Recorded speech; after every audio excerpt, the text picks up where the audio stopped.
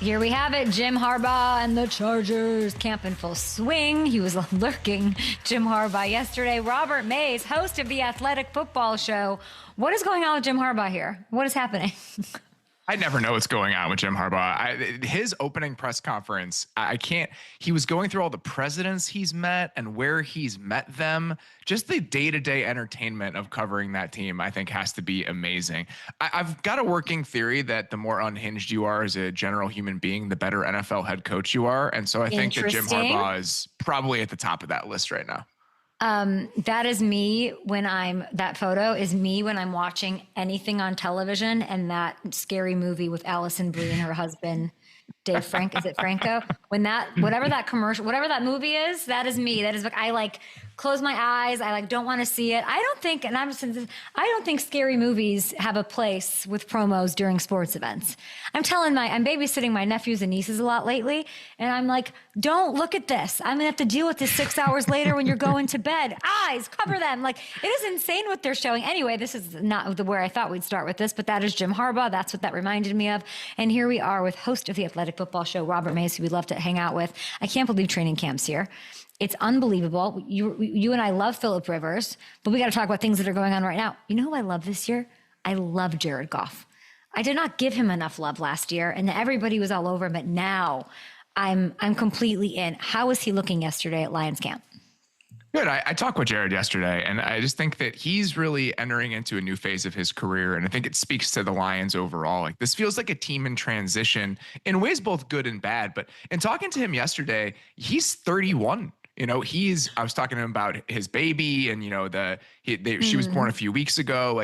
He's just stepped into this era of his career where he's an established veteran. They're leaning on him in ways they wouldn't have previously. And I think that's going to be one of the challenges for this Lions team is as there's some instability with some spots where the coordinators, new players, can they rely on the guys who are the stable forces within that building? And he's certainly become one of those. When I talked to him, I asked him, who's looking great, who's ready to step up. And I'm curious who popped at camp yesterday, or who's the name I need to know? The guy that I have my eyes on is Tate Ratledge, who's the rookie center for the Lions, just because they're going to be relying on him in a huge way.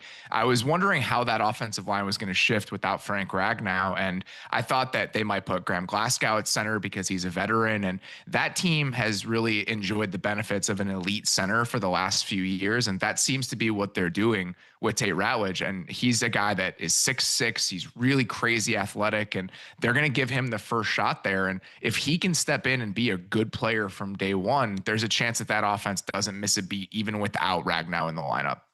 Why does your camera look so good? What camera is that? You look. I bring my whole podcast setup on the road with me. I have a mobile studio in a Pelican case. It's annoying, but it's useful for stuff like this. I could never. Will you text me, please, what that is? I need to.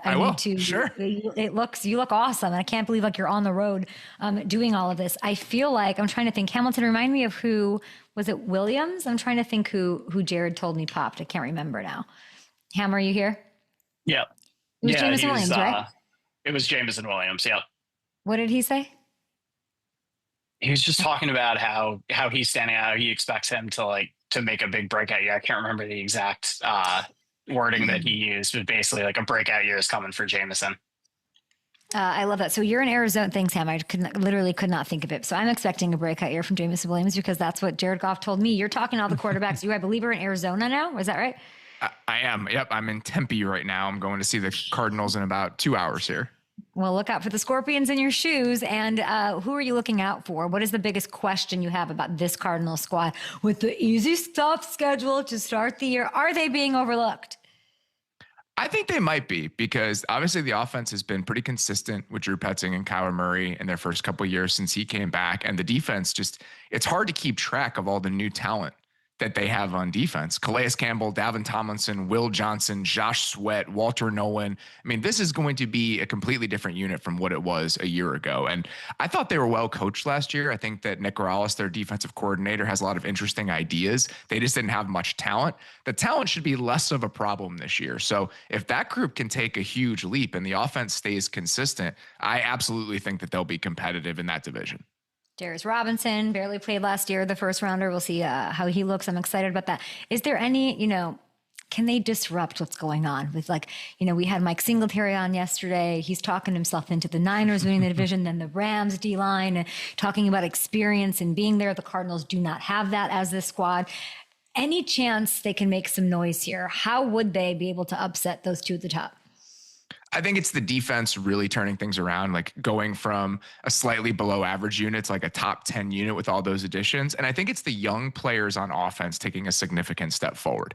Marvin Harrison had some flashes last year, but I think they never quite figured out what he was supposed to be within that offense. If he can really emerge and kind of assert himself as one of the better young receivers in football, if Paris Johnson can take a big step forward and all the pieces on offense kind of come together in a way that they never have, I absolutely think that they can disrupt things in the NFC. I feel like that second tier of teams is kind of wide open. Like it could all go either direction with Washington, the Bucks, the Cardinals, the Rams. There's so many teams kind of crowded in that spot that if things break right for one of the teams in that little tier of teams, I absolutely think somebody could surprise out of that group, and Arizona's absolutely in there. You're going to most of the camps. What are you looking like? When I go, I really look at like culture, vibes, who's not letting me talk to certain people. I like that for the team. And like, I hate it for me, but like you do kind of like it. What is maybe the one thing that sort of through all of them, you're really going to be sussing out?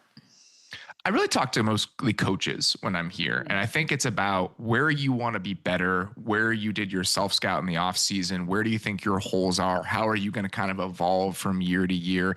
That's mostly what I try to figure out, is just get a sense of how do we want to tweak some things? How do we want to improve some things? How do we want to be a different team this year from the one that we were last year? So that's a majority of the conversations that I have while I'm on the road for what seems like an interminable amount of time. It'll be a lot of fun. I mean, do you have like a list of restaurants? I can imagine you've got the places you need to go. I know. I have like 4 or 5 like fun dinners that I'm going to. I'm trying not to hit it that hard because we just got back from Italy like a week ago, and I'm not in a good spot. I'm still recovering from that trip, and so I'm eating a little bit differently on this one than I might have in years past. Boo! I hate that. We'll still do okay. We'll still do okay. I basically went to the Italy of America. I was in Chicago for like 2.5 weeks, and our hometown, I don't spend that much time there. And I wasn't staying, usually I just eat at my mom's house. I actually thought of you when we got you to come on the show. I was like, oh my gosh, like we have to talk a little Chicago here, because I went, I did the Kasama breakfast sandwich, delightful. I'm trying to think of the donut place that's like in an alley in Lincoln Park. I forget what that one's called. Something. Beacon Donuts, right? Beacon Donuts, yeah. Delicious. And I'm trying to think like, is there a new spot that I need to try? I want to see if I hit them. I went to Trivoli Tavern, Armitage Ale House. Trivoli Tavern's cool. Yep. Oh, so you did all the hog salt all the hog salt. I did the hog salt tour. I have a Connect, so that's like the only place I can get in. Rezzies in Chicago are not as easy as I thought they would be. You got to get ahead of them. Did you get any of the desserts at Trivoli Tavern? Because the desserts that they have there are crazy good. I only eat desserts. I have a 3 dessert minimum on any situation I go to. And I do have a question. Now that you've brought it up, I have to ask you, I should have planned on this. We could show a picture. What did I miss about Chicago's obsession with sticky date pudding? Every menu, I've never been to a place that everybody has like competing toffee date or sticky date pudding. Why is this a Chicago? Where did it It's come just from? a hog salt thing. It's just a hog salt thing. It's not a Chicago thing. They both of that restaurant group has it on multiple menus because it's really, really good. I think it started at Armitage Ale House and then they put it on the Trivoli Tavern menu, if I had to guess. I feel like I saw it everywhere and I was like, I didn't know this. Like I literally didn't know that this was the birthplace, but I'm happy for it. I'm very excited about it. As you are about your 20-ish tour camp thing, here or there, up or down, round up or round down to see how many you get to. Weather and flights will be fun for you. I can't wait. You're going to go all the way across the country. I imagine you're going to visit some Florida teams. Which Florida team on tour do you have the most questions about, and where do you think you'll learn the most? The Jags, I'd say. And that's actually the only Florida team I'm going to this year. Nice. Tampa and Miami are just very far away from everything else. But I had to go to Jacksonville just because I have so many questions there. I don't think there's any more interesting player in the NFL this year when it comes to watching him at training camp than Travis Hunter. Is there anybody else where I would read a running diary of what he did at practice, like where he was practicing, what he was doing? He's easily the most compelling non-quarterback in football when it comes to what the next month of his life looks like. So I'm pumped about that. I'm interested in what their defensive coordinator, Anthony Campanile, is going to do. I'm excited to talk to Liam Cohen about what he sees for the offense. Like, this is just a team that I think has a decent amount of talent. And I don't know if they're a sleeping giant in the AFC, but I think they could surprise some people if that offense structurally looks like the Bucs offense did last year. Are you ready to talk me off the ledge on Trey Hendrickson, or do your best? I don't think so. I mean, he's doing like back in God's country Instagram posts now. I wouldn't feel good about that if I were a Bengals fan. I mean, that seems like a man who's ready to dig in. I was looking up his career earnings this morning just to see how much he's got in the bank and how willing he might be to see this all the way through. And I don't know, $68 million is a lot of money. I might be willing to make a stand on principle if I had that in my bank account. I mean, how does this, don't say, this is not what I wanted you to say. And I heard Bengals owner Mike Brown, he also similarly, I don't know if you looked at his Excel spreadsheet of the money that he has, but yeah, he's doing okay too. He feels to me like somebody who similarly is maybe has a couple more coins than 68 million and can dig in and feels the way that he feels. And he was not budging. He was not budging about SHEMAR and any of that. Like, which one's more likely to get done? Do you think Trey or SHEMAR? I can't believe that's the question.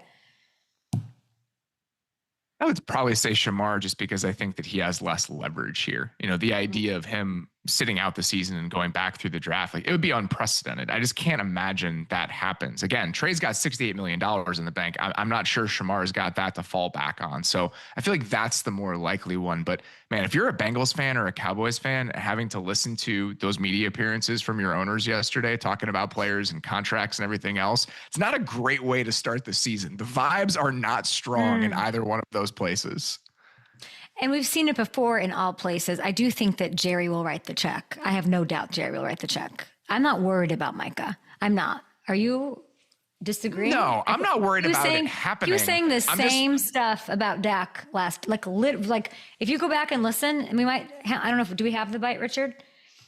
About Jerry and Dak? Yeah. I don't think did Jerry on Dak though? Yeah, we don't have it. We were listening to it this morning. It's truly the same thing. And then like 4 days later, he's the highest paid guy and he still is. You know, like I'm not as worried about that. This Bengals thing is a little messy. And I think when it comes to the guaranteed of it all with Trey, right? That's the sticking point. They're guaranteeing 1 year. That does not feel good if you're Trey. That's disrespectful. Why would you do something like that? That's the thing, because you're looking at Miles and TJ. They both have 3 guaranteed. That's the market. Yeah, and they've done outlier things for outlier players, right? They gave Joe Burrow things they'd never given anybody else. They gave Jamar Chase things they'd never given anybody else. But I think Trey Hendrickson's probably sitting there and saying, I'm that sort of player too.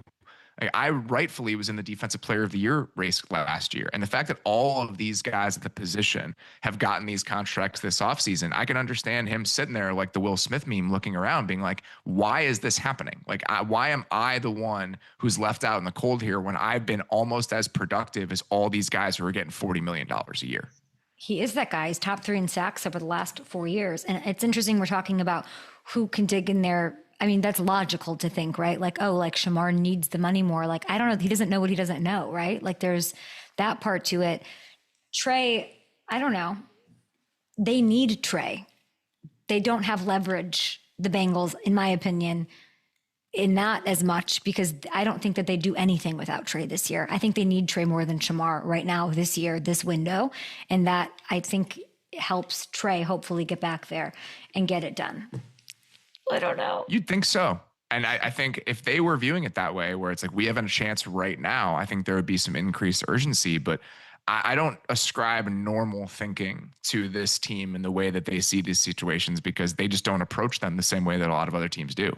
They did bring T back They did do some things that were uncharacteristic, and I hope they can find a way. What a game changer culturally if they are able to get it done. And we will forget about it as we will with Micah. That's just kind of, that's the Jerry experience, in my opinion.